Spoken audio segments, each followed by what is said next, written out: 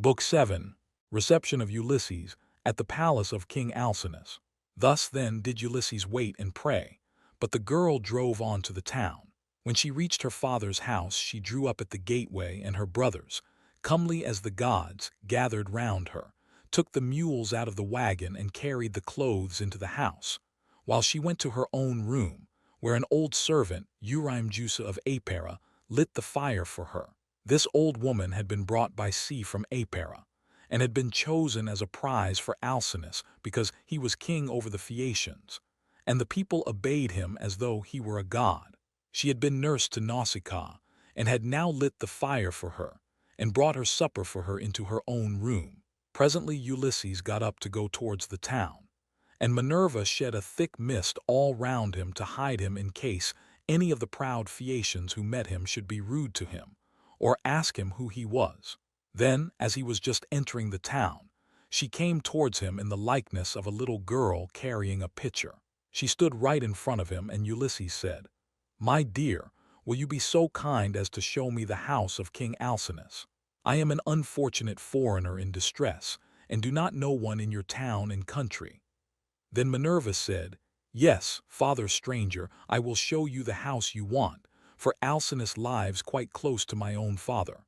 I will go before you and show the way, but say not a word as you go, and do not look at any man, nor ask him questions. For the people here cannot abide strangers, and do not like men who come from some other place. They are a seafaring folk, and sail the seas by the grace of Neptune in ships that glide along like thought, or as a bird in the air." On this she led the way, and Ulysses followed in her steps. But not one of the Phaeacians could see him as he passed through the city in the midst of them. For the great goddess Minerva in her good will towards him had hidden him in a thick cloud of darkness. He admired their harbors, ships, places of assembly, and the lofty walls of the city, which, with the palisade on top of them, were very striking.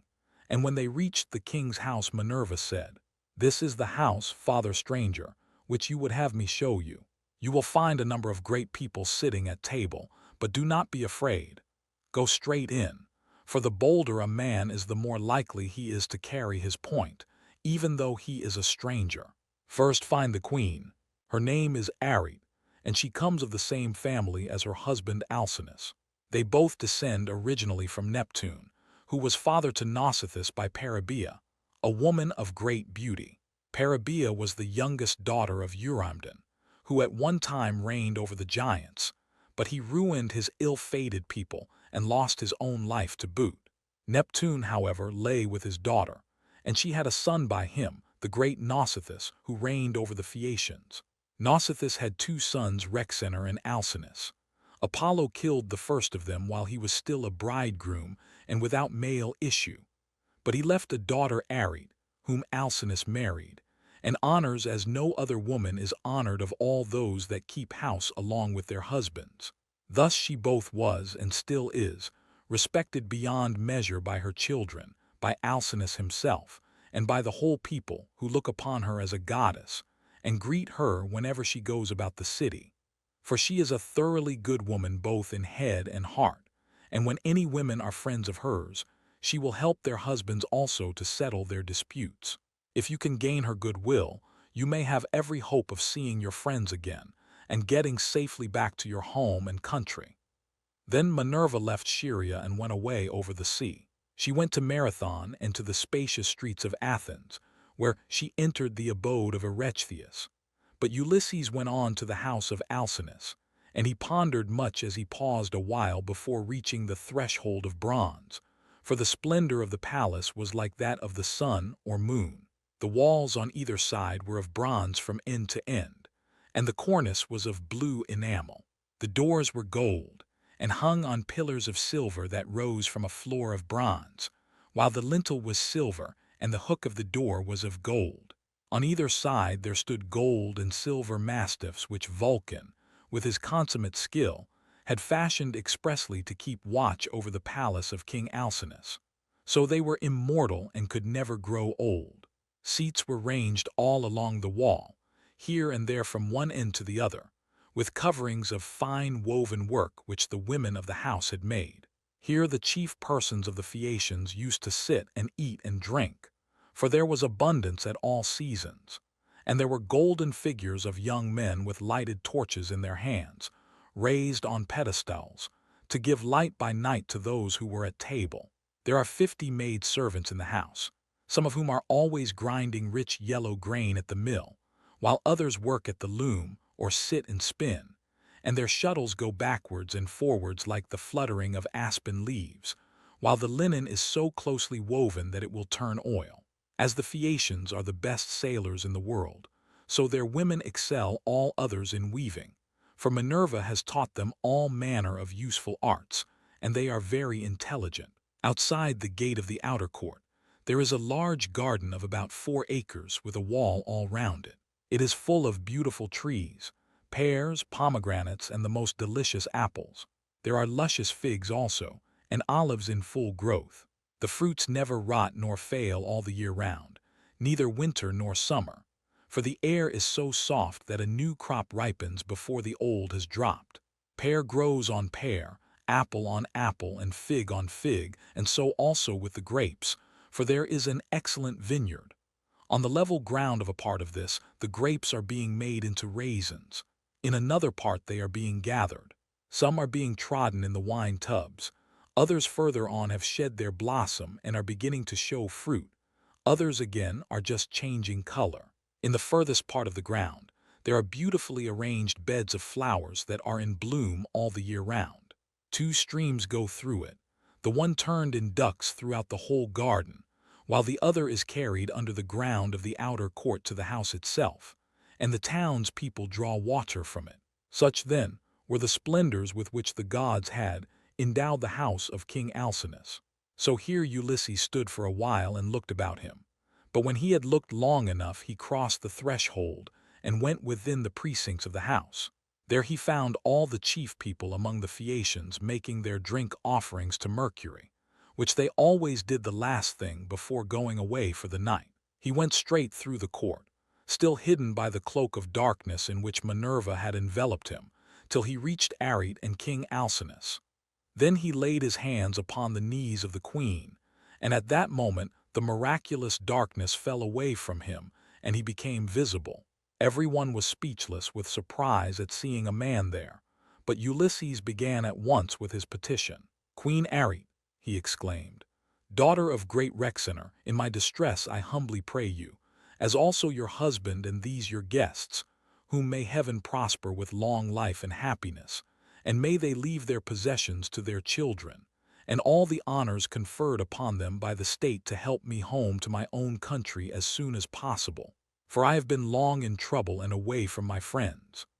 Then he sat down on the hearth among the ashes, and they all held their peace, till presently the old hero Echenius, who was an excellent speaker and an elder among the Phaeacians, plainly and in all honesty addressed them thus. "Alcinous," said he, "it is not creditable to you that a stranger should be seen sitting among the ashes of your hearth. Everyone is waiting to hear what you are about to say. Tell him, then, to rise and take a seat on a stool inlaid with silver, and bid your servants mix some wine and water that we may make a drink offering to Jove the Lord of Thunder, who takes all well-disposed suppliants under his protection. And let the housekeeper give him some supper, of whatever there may be in the house." When Alcinous heard this, he took Ulysses by the hand, raised him from the hearth, and bade him take the seat of Laodamas, who had been sitting beside him, and was his favorite son. A maid servant then brought him water in a beautiful golden ewer, and poured it into a silver basin for him to wash his hands, and she drew a clean table beside him. An upper servant brought him bread, and offered him many good things of what there was in the house, and Ulysses ate and drank. Then Alcinous said to one of the servants, "Pontonous, mix a cup of wine and hand it round that we may make drink offerings to Jove the Lord of Thunder, who is the protector of all well-disposed suppliants." Pontonous then mixed wine and water, and handed it round after giving every man his drink offering. When they had made their offerings and had drunk each as much as he was minded, Alcinous said, "Aldermen and town councillors of the Phaeacians, hear my words. You have had your supper, so now go home to bed. Tomorrow morning I shall invite a still larger number of aldermen, and will give a sacrificial banquet in honor of our guest. We can then discuss the question of his escort, and consider how we may at once send him back rejoicing to his own country without trouble or inconvenience to himself, no matter how distant it may be. We must see that he comes to no harm while on his homeward journey, but when he is once at home, he will have to take the luck he was born with for better or worse like other people. It is possible, however, that the stranger is one of the immortals who has come down from heaven to visit us. But in this case, the gods are departing from their usual practice, for hitherto they have made themselves perfectly clear to us when we have been offering them hecatombs. They come and sit at our feasts just like one of ourselves, and if any solitary wayfarer happens to stumble upon someone or other of them, they affect no concealment, for we are as near of kin to the gods as the Cyclopes and the savage giants are. Then Ulysses said, "Pray, Alcinous, do not take any such notion into your head. I have nothing of the immortal about me, neither in body nor mind, and most resemble those among you who are the most afflicted. Indeed, were I to tell you all that heaven has seen fit to lay upon me, you would say that I was still worse off than they are. Nevertheless, let me sup in spite of sorrow, for an empty stomach is a very importunate thing, and thrusts itself on a man's notice no matter how dire is his distress. I am in great trouble, yet it insists that I shall eat and drink, bids me lay aside all memory of my sorrows and dwell only on the due replenishing of itself. As for yourselves, do as you propose, and at break of day set about helping me to get home. I shall be content to die if I may first once more behold my property, my bondsmen, and all the greatness of my house." Thus did he speak. Everyone approved his saying, and agreed that he should have his escort inasmuch as he had spoken reasonably. Then when they had made their drink offerings, and had drunk each as much as he was minded, they went home to bed every man in his own abode, leaving Ulysses in the cloister with Arete and Alcinous, while the servants were taking the things away after supper. Arete was the first to speak, for she recognized the shirt, cloak, and good clothes that Ulysses was wearing as the work of herself and of her maids. So she said, "Stranger, before we go any further, there is a question I should like to ask you. Who and whence are you, and who gave you those clothes? Did you not say you had come here from beyond the sea?" And Ulysses answered, "It would be a long story, madam, were I to relate in full the tale of my misfortunes, for the hand of heaven has been laid heavy upon me. But as regards your question, there is an island far away in the sea which is called the Ogygian. Here dwells the cunning and powerful goddess Calypso, daughter of Atlas. She lives by herself far from all neighbors human or divine. Fortune, however, brought me to her hearth all desolate and alone, for Jove struck my ship with his thunderbolts and broke it up in mid-ocean. My brave comrades were drowned, every man of them, but I stuck to the keel and was carried hither and thither for the space of 9 days, till at last during the darkness of the 10th night, the gods brought me to the Ogygian island where the great goddess Calypso lives. She took me in and treated me with the utmost kindness. Indeed, she wanted to make me immortal that I might never grow old, but she could not persuade me to let her do so. I stayed with Calypso 7 years straight on end, and watered the good clothes she gave me with my tears during the whole time. But at last, when the 8th year came round, she bade me depart of her own free will, either because Jove had told her she must, or because she had changed her mind.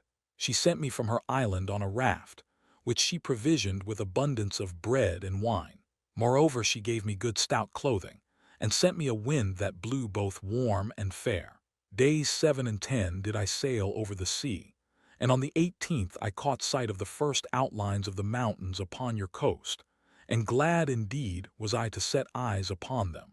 Nevertheless, there was still much trouble in store for me, for at this point Neptune would let me go no further, and raised a great storm against me. The sea was so terribly high that I could no longer keep to my raft, which went to pieces under the fury of the gale, and I had to swim for it, till wind and current brought me to your shores. There I tried to land, but could not, for it was a bad place and the waves dashed me against the rocks, So I again took to the sea and swam on till I came to a river that seemed the most likely landing place, for there were no rocks and it was sheltered from the wind. Here then I got out of the water and gathered my senses together again. Night was coming on, so I left the river and went into a thicket, where I covered myself all over with leaves, and presently heaven sent me off into a very deep sleep. Sick and sorry as I was, I slept among the leaves all night, and through the next day till afternoon, when I woke as the sun was westering, and saw your daughter's maid servants playing upon the beach, and your daughter among them looking like a goddess. I besought her aid, and she proved to be of an excellent disposition, much more so than could be expected from so young a person, for young people are apt to be thoughtless. She gave me plenty of bread and wine, and when she had had me washed in the river, she also gave me the clothes in which you see me. Now therefore, though it has pained me to do so, I have told you the whole truth." Then Alcinous said, "Stranger, it was very wrong of my daughter not to bring you on at once to my house along with the maids, seeing that she was the first person whose aid you asked." "Pray do not scold her," replied Ulysses. "She is not to blame. She did tell me to follow along with the maids, but I was ashamed and afraid, for I thought you might perhaps be displeased if you saw me. Every human being is sometimes a little suspicious and irritable." "Stranger," replied Alcinous, "I am not the kind of man to get angry about nothing. It is always better to be reasonable. But by Father Jove, Minerva, and Apollo, now that I see what kind of person you are, and how much you think as I do, I wish you would stay here, marry my daughter, and become my son-in-law. If you will stay, I will give you a house and an estate, but no one, heaven forbid, shall keep you here against your own wish. And that you may be sure of this, I will attend tomorrow to the matter of your escort. You can sleep during the whole voyage if you like, and the men shall sail you over smooth waters either to your own home, or wherever you please, even though it be a long way further off than Euboea, which those of my people who saw it when they took yellow-haired Rhadamanthus to see Tydeus the son of Gaia, tell me is the furthest of any place. And yet they did the whole voyage in a single day without distressing themselves, and came back again afterwards. You will thus see how much my ships excel all others, and what magnificent oarsmen my sailors are." Then was Ulysses glad and prayed aloud, saying, "Father Jove, grant that Alcinous may do all as he has said, for so he will win an imperishable name among mankind, and at the same time I shall return to my country." Thus did they converse. Then Arete told her maids to set a bed in the room that was in the gatehouse, and make it with good red rugs, and to spread coverlets on the top of them with woolen cloaks for Ulysses to wear. The maids thereon went out with torches in their hands, and when they had made the bed they came up to Ulysses and said, "Rise, Sir Stranger, and come with us, for your bed is ready." And glad indeed was he to go to his rest. So Ulysses slept in a bed placed in a room over the echoing gateway, but Alcinous lay in the inner part of the house, with the queen his wife by his side.